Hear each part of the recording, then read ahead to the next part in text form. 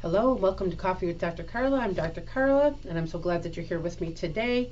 Our goal today is to talk about some mental health related issues and hopefully start to end the stigma surrounding them.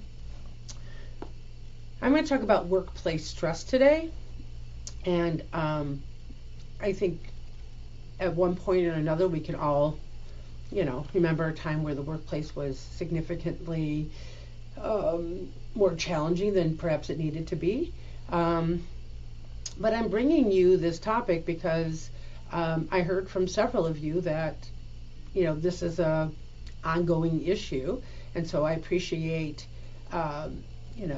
viewers shooting us different messages about things that they want to hear about. So, if there's a particular topic you're interested in, please, shoot us a message and we'll do our best to cover it, whether it's me by myself or maybe interview somebody who is familiar with or an expert with or had dealt with something in that area. So, we love to hear what you guys want to hear about. So anyhow, back to workplace stress. So it's interesting. Just the other day, I was listening to a podcast. This would happen to be about gaslighting. And, okay, so before you're like, wait a second, you just said workplace stress and now you're going to go talk about gaslighting? No, trust me, I'm not like going completely off the ranch here. But what was interesting is that the host was interviewing a woman. It happened to be out of Australia, but she was interviewing a woman whose job it is to go into different corporations and help to enhance the climate or the culture of those corporations to be more friendly, safer, more productive, right? More positive. And what they were talking about was that in Australia, they had identified 13 factors that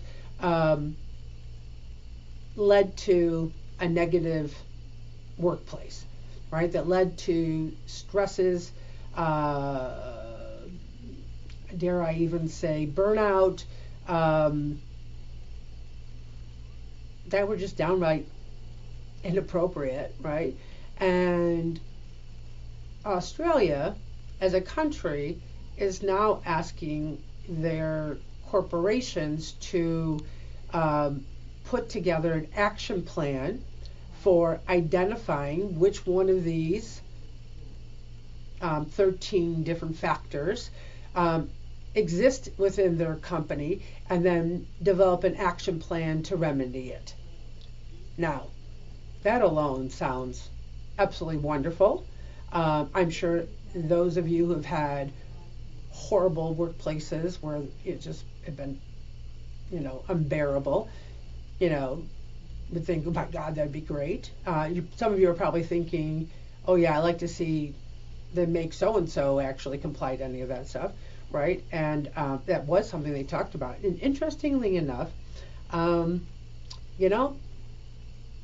get people to listen, sometimes they need to really get them where it hurts the most. And so they've attached some pretty hefty fines to them that weren't just going to be little pinches. They were going to really feel the blow of it. But that's one aspect of it. So the woman she was interviewing was talking about research that she had recently done. And so she interviewed, I think it was a couple thousand people, and she asked them if they had ever experienced burnout in the workplace. And of the participants, 60% of them said that they had. Okay, and then she gave them the list of the 13 things that the government had identified and asked them, of these, what is the top reason why you're experiencing or you had experienced this burnout? And the top three were unrealistic expectations,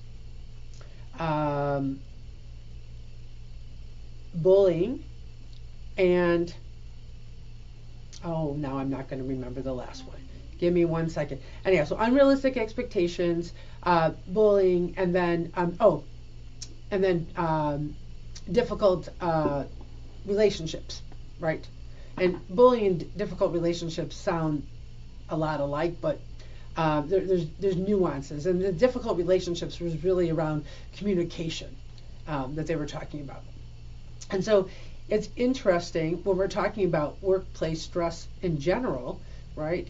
The number one reason was unrealistic expectations, right? Like what is it that's being asked of you? Maybe there's no clear direction at all, so you're always trying to guess, and so that's, difficult.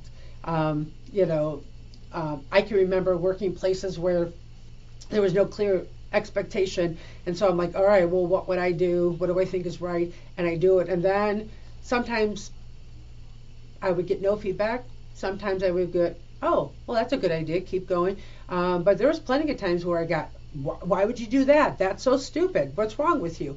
And you're thinking, well, I didn't know what else to do. You didn't give me any direction, right? And then when you get to asking for direction, then they're like, well, you should know what to do, right? And so there's gaslighting. So, why did I bring up gaslighting? Because unfortunately, with really unhealthy relationships and unhealthy communication, a lot of times it turns into a gaslighting situation. And then you're left feeling like confused and not certain, and you start double guessing yourself, right? And those thoughts become very stressful, and then we end up with physical ailments along the way.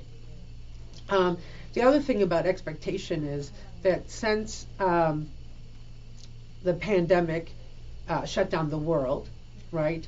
All of a sudden everybody was thrown to a remote position, and some companies really bounced back well and said, hey, I don't need to spend the money on the brick and mortar.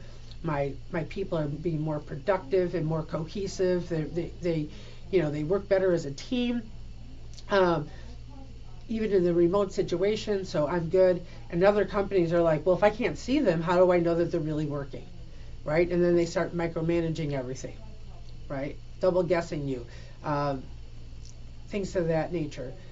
So sometimes it's unrealistic what they're expecting. Deadlines are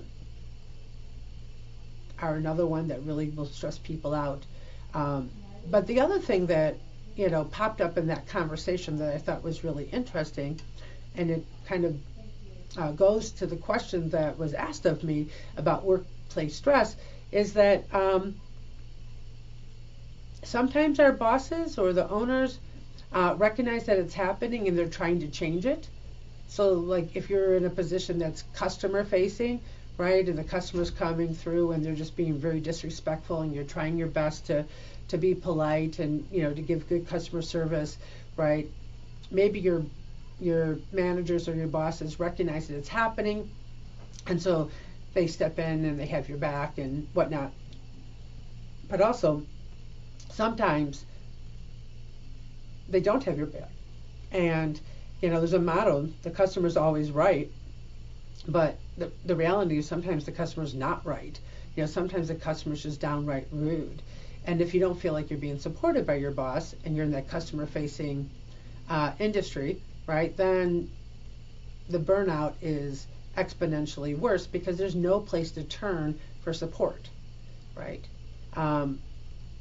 If it's a high demand customer facing position and your boss is working overtime to try to make it better, at least you're willing to stick it out a little bit longer because you feel supported, right? So that's another factor that really comes into play here. What is that boss doing or not doing, right? And at the end of the day, you get to decide whether or not this situation is the right situation for you, right? I mean, I recognize that we all need to have a job to pay our bills and, keep our families fed and whatnot. But no place doesn't say that we have to be in a job that is just, beating us up left and right, emotionally, verbally, even sometimes physically, right? There's always a possibility for some sort of shift, right? And at the time, it may not seem like you can handle it or that it's possible, right? And so my biggest advice when it comes to workplace stress is to be realistic about what is okay and what's not okay. Find support, a place to talk it through, right? Is there always something that we could possibly do to help it along? Of course, but we can't make other people do anything that they don't want to do. But there are other ways that maybe we could respond differently. And so I know a lot of people don't think about going to therapy when it comes to workplace stress, but therapy is a great place to talk it out, right?